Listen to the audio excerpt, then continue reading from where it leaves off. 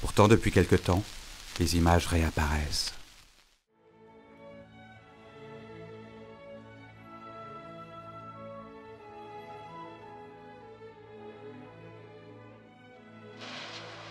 Добър ден, казвам се Дафина. Мечтата ми е да става първата балерина в Париж, столицата на света.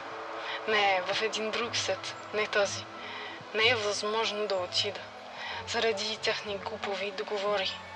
За мен няма значение дали съм рускиня, туркиня или австро-унгарка. Аз искам да стана парижанка. Аз искам да танцувам моя живот. Войната. Вълници! Не ви ли омръзна да танцувате така всеки ден, като има толкова различни танцуви?